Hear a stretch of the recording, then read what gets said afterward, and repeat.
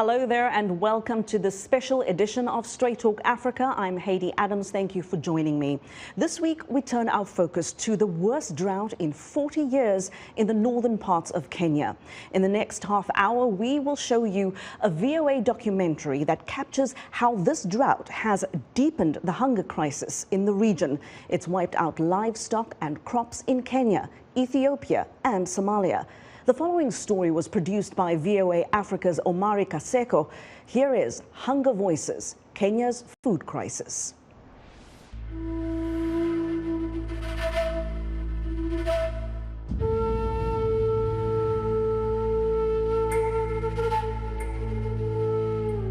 This is the worst we've ever seen in the last 40 years.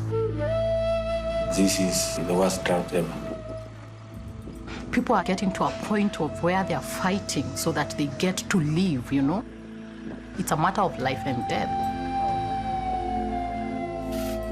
The situation is very bad. In some of the counties, we're talking about 60% of the population is in crisis.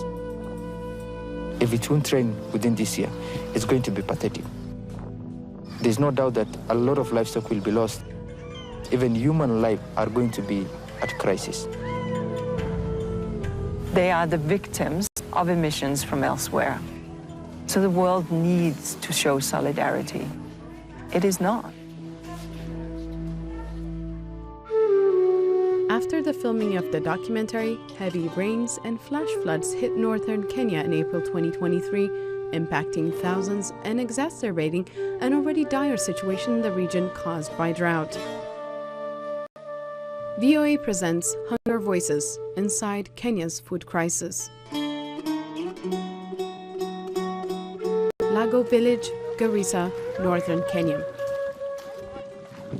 Khadra Farah, nutrition officer, Save the Children. We've had 4 failed rainy seasons. Here the health is deteriorating. There are no health centers around. The nearest health center is around 76 kilometers. That's the link facility to this outreach site. Most of the children here are malnourished. There is no water. The water is salty, so that means they cannot drink or use it at their households, the water. So they rely mostly on water tracking. And for water tracking, maybe per jerrycan is 40 shillings, and the one who can buy who has the money is the one who can get access to the water. But if you don't have that 40 shillings, you cannot get that water. How drought has really affected the community. Malnourished children are either given SFP or plumpy nut or plumpy sap. You might find at the household level, the mother has nothing to cook for her other children. So the only source of food is that plumpy nut, which she has been given by the nutritionist.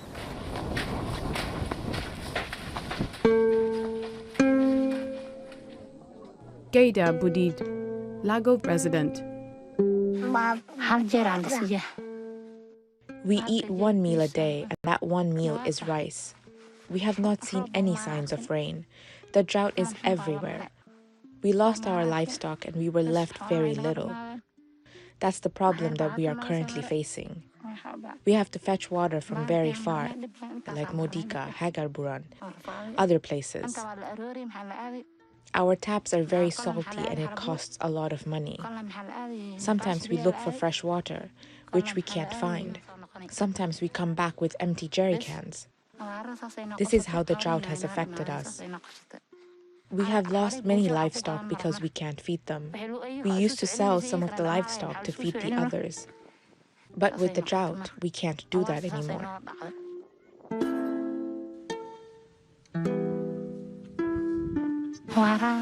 After the drought, the camels died. We had to skin them.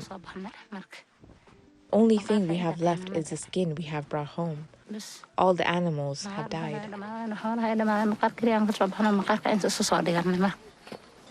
Ahmed Ibrahim, Arid and Semi-Arid Land Humanitarian Network Director. Women are the ones who really move long distances to get water. and in the process of doing that without something to eat, then it means their body condition is deteriorating. If there's even little food in the house, they are the last to eat, including for the girls. And from that kind of a context, the situation is very dire. According to Kenyan authorities, over 4.3 million people living mostly in arid and semi-arid lands face severe food insecurity. Mado Aden, Lago resident. If we leave right now, we'll reach our home at 9 in the evening. We left home at 7 this morning and arrived at around 11. We only stay at home for one day. Last night, my daughter came to fetch water for the animals, and it's still not enough to sustain them. Sometimes water trucks give us a gallon of water. The water is salty. We get sick sometimes from drinking it, but that's the only choice we have. Moses Imalu, humanitarian manager, Save the Children. The community setup is in a way that, for instance, it's the women and girls who are responsible for fetching water for domestic use. When water points dry up, they have to travel longer distances in order to get water for domestic use. In the process of traveling longer distances, number one, girls are forced to drop out of school because they have to spend more time fetching water. Women also have to abandon their daily chores because they have to spend more time traveling to get water. And in the process of traveling longer distance, they are also faced with protection risks. Issues such as gender-based violence. This is a real concern for women and children. Jamila Usman, Shandarua resident, 14 years old. Every day I have to fetch water. It takes a lot of time and we have to come twice a day. Another problem is dust. You can't walk fast because of dust. The well is far and the water is not clean. These are the problems we face.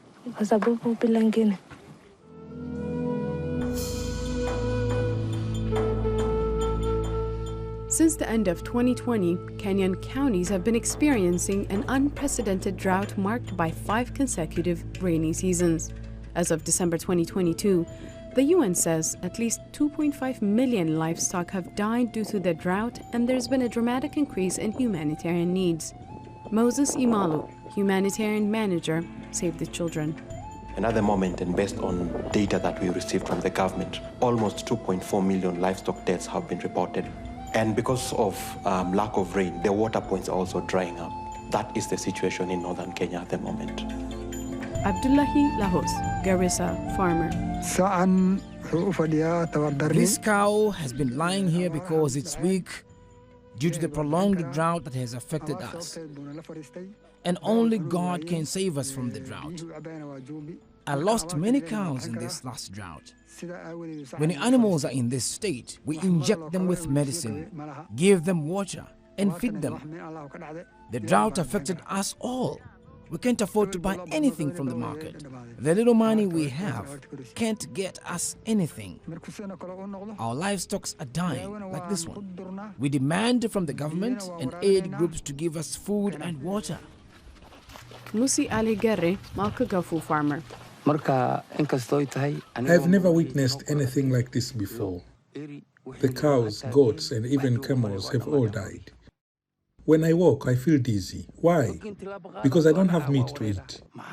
I don't remember the last time I drank milk. My life is in danger now, and only God can help us. The government provides a little assistance, some rice and nothing else. We don't have money. We don't depend on any salary. The little that the government provides is our only survival. Moses Imalu, humanitarian manager, Save the Children. These are pastoralists, and livelihoods rely on livestock, and 2.4 million deaths have been reported so far. That is huge, considering that almost 70% of livestock in Kenya come from the arid and semi-arid counties. What that means is that there is no milk for children, and so children face the risk of malnutrition. Nearly 885,000 children under the age of 5 and over 115,700 pregnant and lactating women were likely to be acutely malnourished and in need of treatment by October 2022, according to the UN. Mohammed Gher, doctor, Wajir Referral Hospital. In an average normal day, about 30 to 40% of our world is malnutrition. And now where we have drought, during floods, during extreme cases, we get a huge number, close to 20 cases of malnutrition in the world.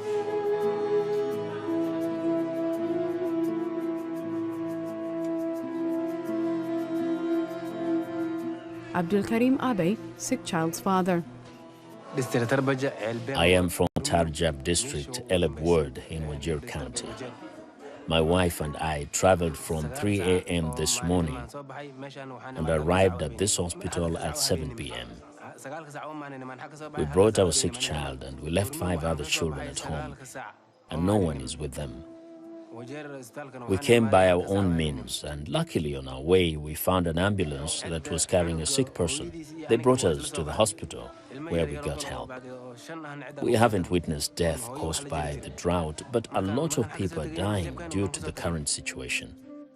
Our own town has a shortage of water with only one borehole for everyone, and the water is very salty. No one can drink it. Water trucks come once every 3 weeks, but the water we use is salty and cannot be used for drinking. We can't do anything unless God gives us rain and His mercy. There is increasing number of cases of malnutrition currently due to the ravaging drought and the poor socioeconomic status of the people living here. So the cases have actually been increasing, and we get more of them now compared to before. Once they land in our hospital, we basically manage them. The severity differs. There are ones that are more severe than others, and the length of the hospital stay depends on the severity. There are those that stay within a few days, and some of them stay as long as 1 month. And the worst scenario, we even get mortalities. Hawa Aden, sick child's grandmother. Initially, I brought him for Wargadad to Tarjab, and I was told if he doesn't get better, we should bring him back. But his situation got worse, and we don't have good doctors who are experienced. Thank God I came to Algiers, where he was treated, and his situation is better than before.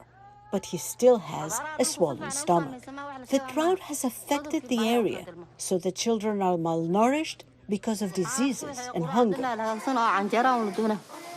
In the morning, we prepare a small breakfast, like pancakes.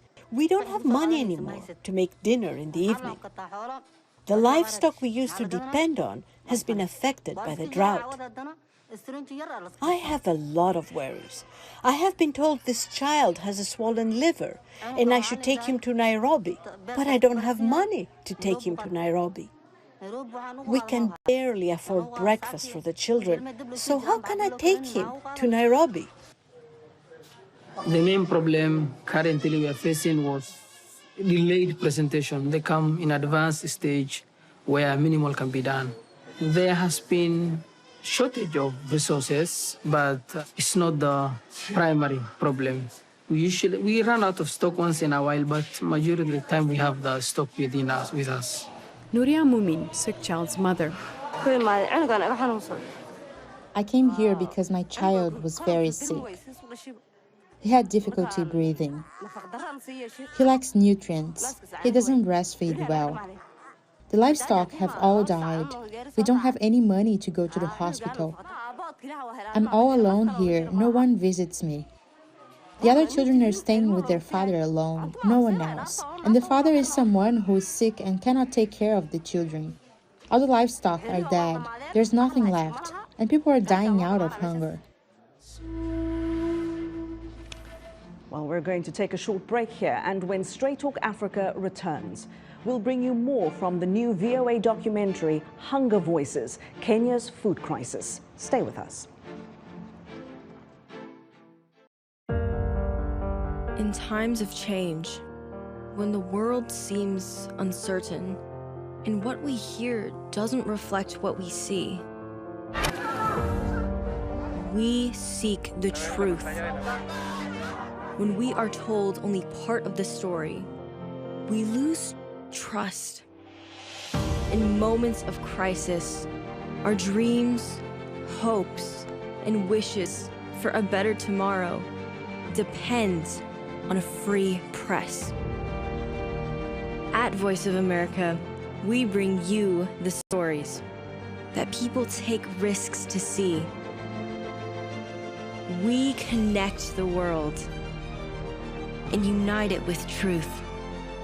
At Voice of America, we show you the whole picture.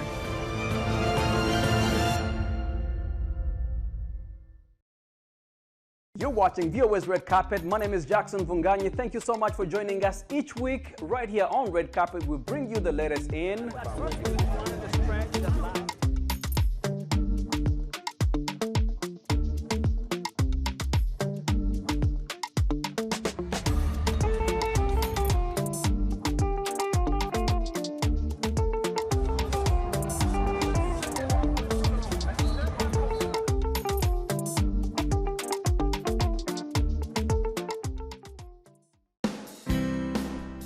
health, wellness, sport, beauty, medical breakthroughs.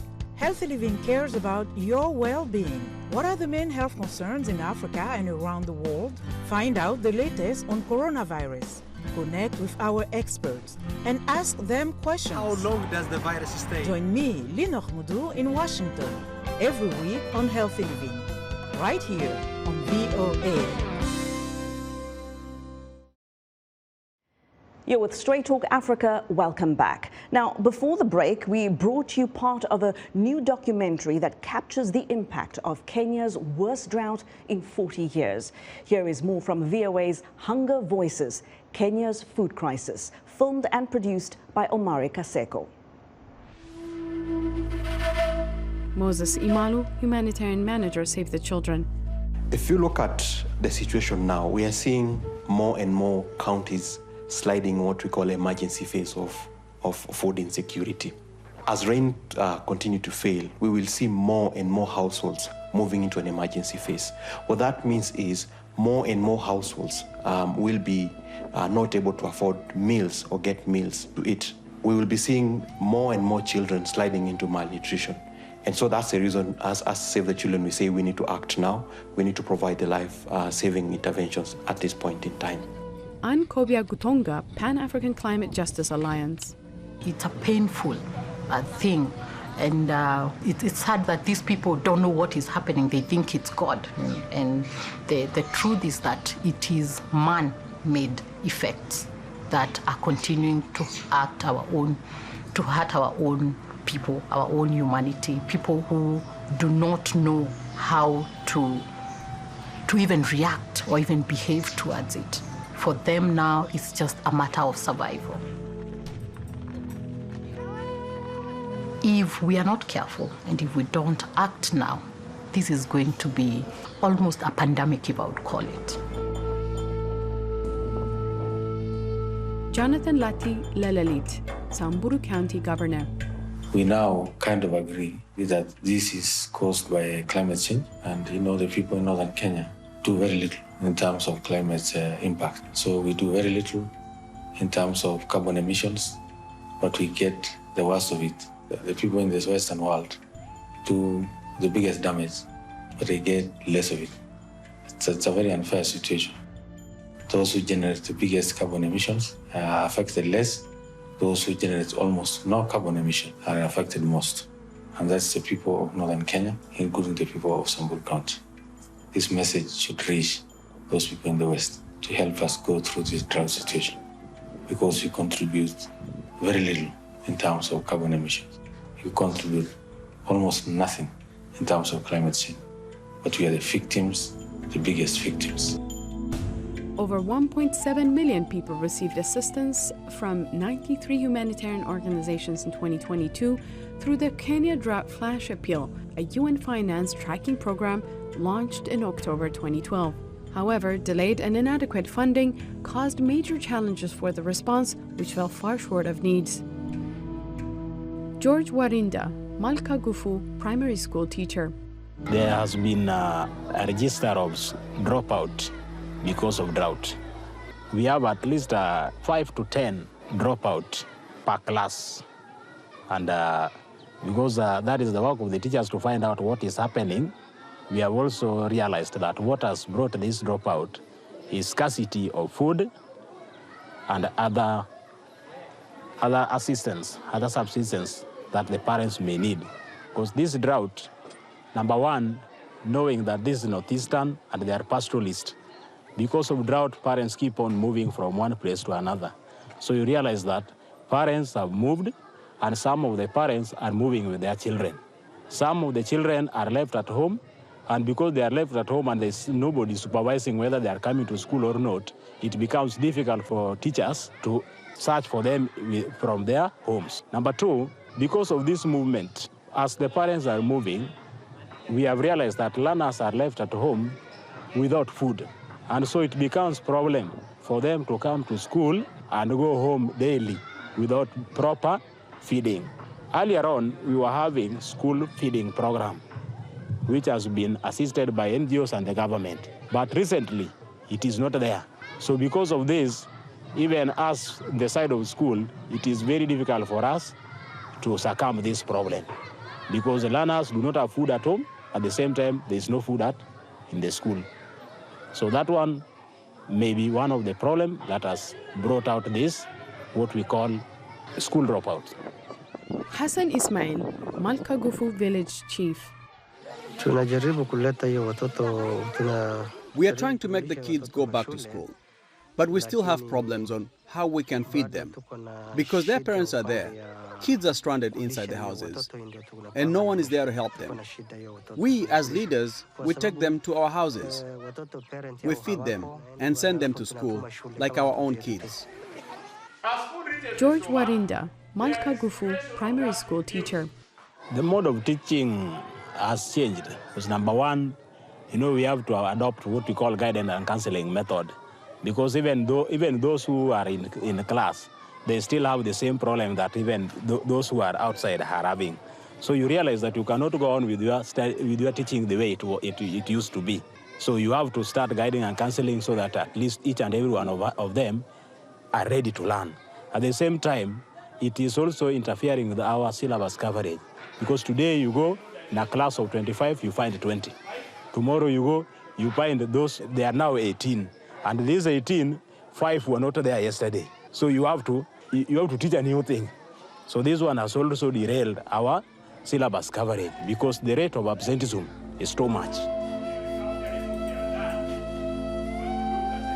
The problem cut across the boys and girls, though this region, girls are more disadvantaged than boys because of cultural practice. Still, they understanding. So you realize that parents do not see the need of pupils, of girls being educated. When such problems come, you find that the rate of dropouts in girls are more than the dropout in boys. Hassan Ismail, Malkagufu village chief. Girls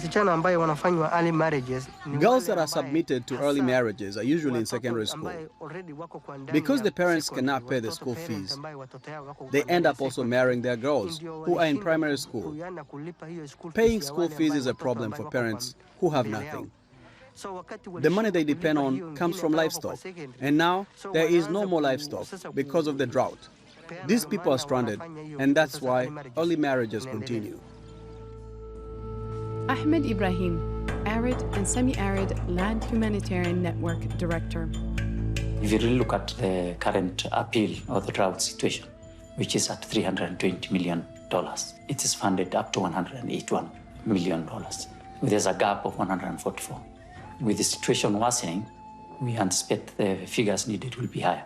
What is spent on education, for example, in that response is around 19%. And largely, it is trying to ensure schools are still ongoing through feeding programs or water is availed or things like that. But for us to really keep those children in school, then the school must be able to have a way to keep that child in. So there should be a feeding program.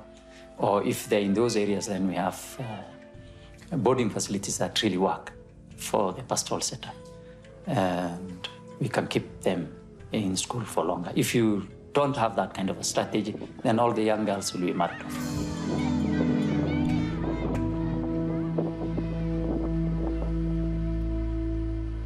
Abdulghadir Aden Hassan, Garissa Million Trees founder. Who has grown up knowing now climate change is here with us and is here to stay with us. Now the big challenge for me is what can I do so that it can impact positively on the community that I live in. We have extreme temperatures. Like you can't, at homes, you're forced to even spend outside at night because it's very hot.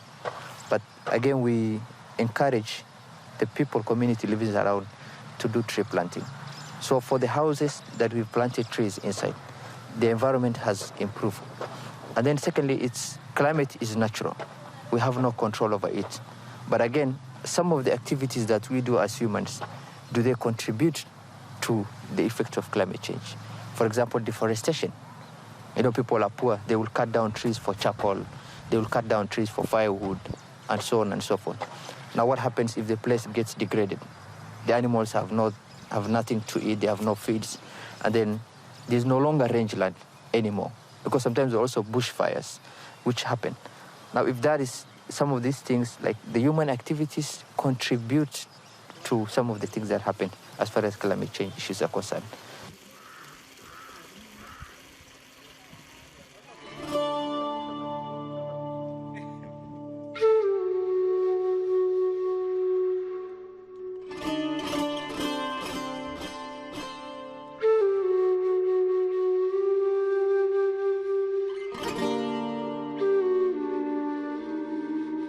Inger Anderson, UN Environment Program Executive Director.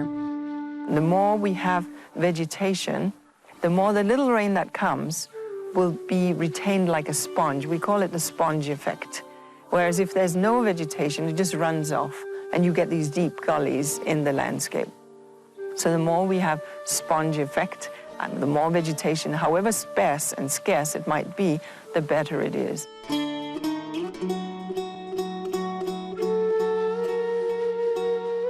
Kobia Gitonga, Pan-African Climate Justice Alliance. These are things that are known to our government. They know that these areas are prone to drought. They knew it was coming, and we shouldn't act as if we are surprised. Ahmed Ibrahim, Arid and Semi-Arid Land Humanitarian Network Director. Government needs to take responsibility. So the first thing is all these humanitarian actors are just a complementarity package to government. So if in the government setup and planning processes, some of these things are not ingrained within our culture of how we do work, then definitely we'll always be dealing ad hocly with the crisis after crisis. We only wake up when the situation is hot.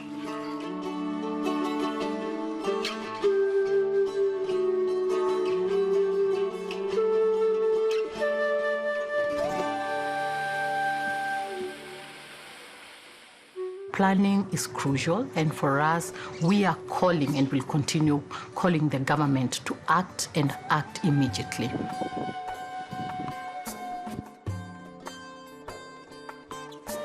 Climate change is here with us. It's not leaving. We cannot keep on having conversations. It is a matter of urgency and action. And that documentary produced by VOA's Omari Kaseko. And that is where we will leave our show today. Thank you so much for watching and for always listening. Remember to follow Straight Talk Africa on social media. And of course, you can find all the latest news stories from across the African continent on voaafrica.com. For now, from all of us here in Washington, it's goodbye.